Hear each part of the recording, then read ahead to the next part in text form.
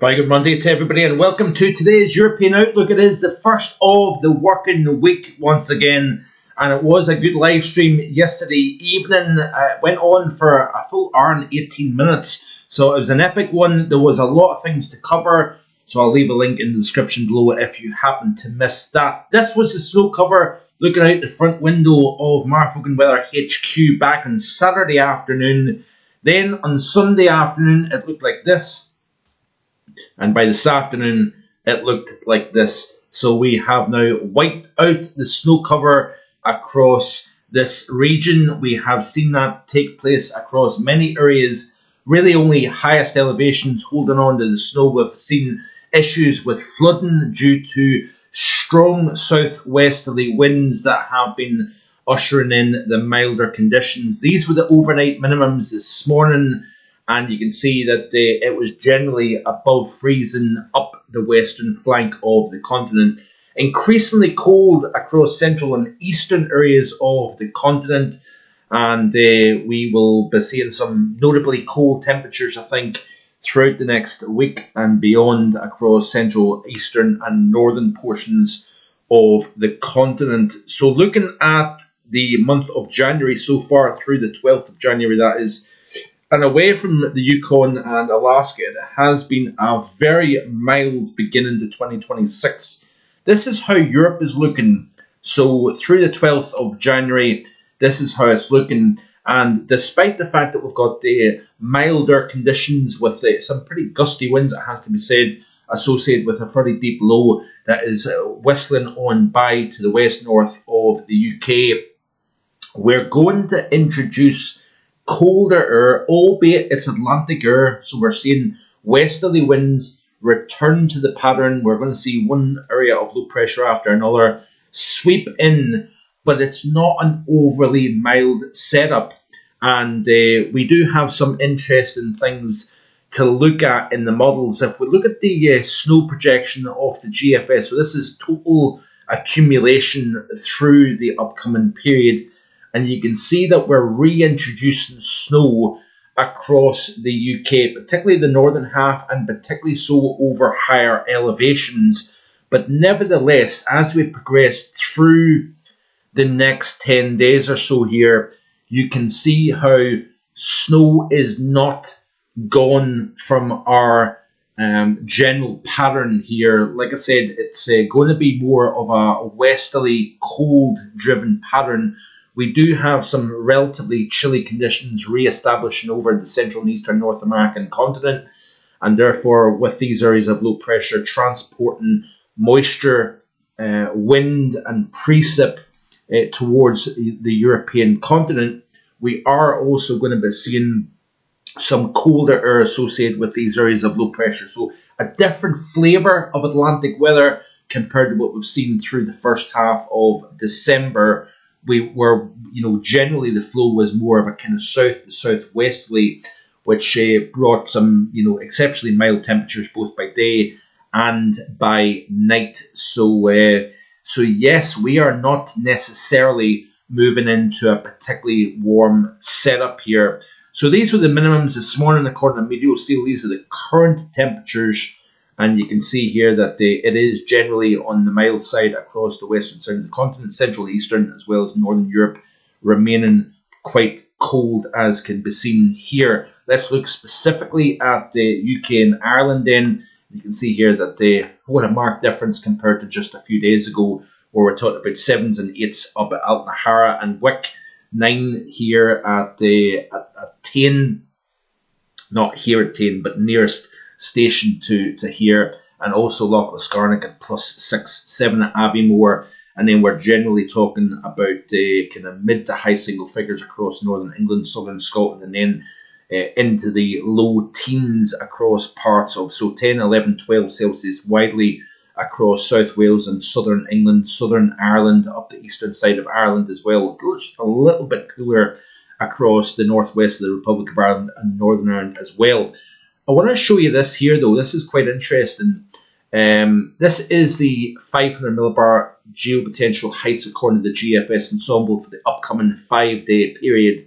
And you can see here, generally low pressure back in charge. If you look at the precipitation anomaly over the next 7 days here. It is still drier than average, particularly so across the north, maybe hinting at something slightly wetter than average across the south, but it's not reverting back to a particularly wet pattern, and it has been a fairly dry December. But if we go back to the upper heights here and look at the days 6 through 10, notice here that we're starting to force the trough a little bit more down into the southwest of Europe and into northwest Africa. We've got higher pressure that is kind of showing its hand, and this has been in the models now for some time. Now, there's going to be a battle here going on between Atlantic and Scandinavia. If we look at day 11 through 15, you can quite clearly see that we've got a region to the north and something more low pressure based underneath. So this same 11 to 10 day period, if we look at that in the temperature anomalies, it's quite interesting. Look at how it's showing a colder than average signal. So this is the period 22nd through the 27th, 22nd through the 27th of January. It's showing colder than average. If we skip back, this is the upcoming 5 days, so slightly below average. Ireland, Northern Ireland and Scotland, slightly warmer than average across England and Wales. Central and southwestern Europe, warmer than average, colder than average up in the northeast. But if we play through the loop here, you can see this trend to something colder showing up, which is quite interesting. Let's have a look at the CFSV2 weeklies here. It's quite the opposite in the 8 to 14 day here. So there's a bit of a divergence here in the models. CFSV2 is going quite warm with Europe, while the GFS ensemble is going quite chilly. Not necessarily as cold as what it has been through the first half of January, but nevertheless, it is showing a cool look. Now, the MJO is something that I'm paying close attention to. We'll look at the polar vortex and the behaviour of it in terms of the temperature anomaly and the mean zonal wind. We'll look at that in tomorrow's video, so stay tuned for that. And all the more reason to stick around and hit that subscribe button if you're interested in knowing what's going to happen further down the road. So the general emphasis being is we've turned less cold, but not necessarily overly mild, because we have got some relatively cold air associated with these areas of low pressure. In between the lows where you get these bumps in the isobars, clear skies, lighter winds, and the temperatures are going to come down. There is a yellow ice warning across northern UK for tonight. Quite gusty winds here today. The temperature hit 9 Celsius. They're going to be back down into the mid-single figures, even low single figures in the coming days to come. So back to highs of anywhere from 2 to about 5 Celsius. Overnight temperatures, especially where you got the clear skies, lighter winds, doesn't take much at this time of the year to get temperatures down below freezing. But we've even got that chance of a wintry mix in precipitation. But the point that I'm trying to get to is phases 6 and into 7 of the MJO at this time of the year. What does that correlate to in terms of the Paul Roundy correlation here? Notice here that a phase 6 around about the 21st of January looks like this, where you've got this high pressure over the North Atlantic here. So that's shutting down the Westerly. So that's quite interesting to see. We've also got a trough over the eastern side of Europe with a phase 6. Now, if we just skip back to a phase 6 around about the 11th of January, you can still see Eastern Europe trough and Atlantic ridge. Phase 7 around this time of the year looks like this here, where you've got high pressure generally west and north of Europe here, with a trough incorporating Europe overall. And phase 7, as you head towards the 21st period, again quite a strong signal for blocking over the North Atlantic, which tends to favour colder over Europe. Phase 7 towards the very end of January looks like this here, where you're almost strengthening that ridge and that block out over the open Atlantic. Now let's have a look at the bigger picture then.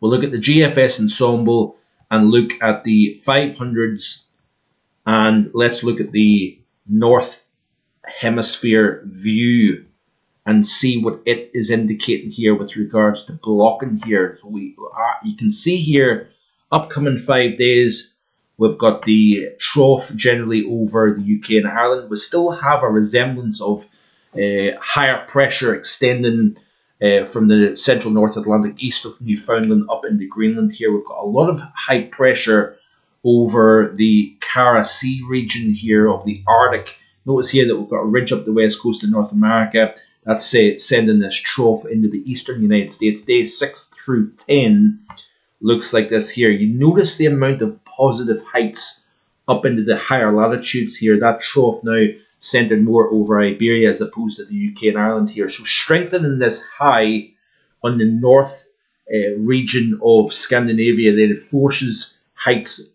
lower heights, to get suppressed to the south here. Day 11 through 15.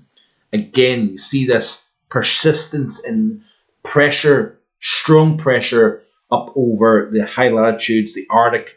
And if we look at the NAO, with AO-NAO, we've not actually looked at that in a wee while here. Let's have a look and see what it's showing off the GFS ensemble. There is trend back towards neutral around about the 15th, and then there's this trend back down into negative territory. That would correlate quite nicely with the MJO phase 6 and 7, by the way. Let's have a look at this here. So the Arctic oscillation projected to remain more into negative territory, which is interesting. And the North Atlantic oscillation looks like this here. Much more flat and zonal, if not even leaning more on the positive side of neutral here. So that's quite interesting to see, isn't it? But it's interesting also that we're seeing this negative Arctic oscillation, which tends to force colder air into the mid-latitude pattern. So yeah, we'll look at the polar vortex, what's going on within the 10 millibar level, the 50 millibar level in tomorrow's video. So stay tuned for that. Let's just have a quick look at the model runs here. Then we'll look at the slightly broader picture. We'll look at the ECMWF and see what it's showing here. And you can see here that we are seeing this pattern like this here. This is Tuesday, so this is the 13th of January. Again, you can see kind of higher pressure to the west. Quite a deep feature here exiting Newfoundland, which is quite interesting. We've seen the coldest temperatures up in Greenland in the last couple of mornings. Temperature down to minus 56 Celsius in the central Greenland cap. So the cold is re-establishing here. You've got this system coming up from the south. And then you get this bump in the isobars, meaning that we have chilly nighttime temperatures here. And then we've got another system associated with a 970 millibar, 969, 971 millibar low here. That frontal system moves in during the course of Wednesday. But again, we've got westerly winds. And if you put on the 850 temperatures, it's not overly cold. Mild, I beg your pardon. Mild, I'm trying to say. It isn't overly mild in terms of the feel of the air. We don't have these warmer source air masses coming up from the south here. It's chilly air that has the ability to produce some snowfall. Continue to play through this 850 loop here. And again, we're kind of clinging on to something more chilly as opposed to mild. Now notice towards the end of the ECMWF run, the pressure continues to build, the cold continues to build over Europe here, and there is a definite hint, and this has been on the models here for some time, of some notably cold conditions drifting subtly west-southwest across the European continent towards the UK. But notice here, just to the west of Ireland, we've got this flow trying to come in from the west. So a very interesting scenario developing with a favourable MJO phase 6 into phase 7, possibly then into phases 8 towards the upcoming 10-day period. Given the Arctic oscillation is expected to continue to trend more negative, that then increases the chance of pushing cold out of the Arctic and in towards the mid-latitude pattern. And with heights building over Scandinavia, it's something that we need to keep a close eye on. Not getting carried away, not getting overly enthusiastic, But one thing to really take home from this is the fact that we have this pattern that has eased in terms of the cold over the last 10 days or so, but we're not switching back towards, you know, a rotation through phases 3, 4, 5 into 6 of the MJO, which tends to be more stormy or mild. We're leaning back towards phases 6, 7, and 8, which is favourable for cold and a blocked pattern. Again, looking at the GFS here, not an overly mild situation, albeit we've got Atlantic weather coming in. There is considerably colder air coming in associated with these areas of low pressure compared to what we've seen back in December.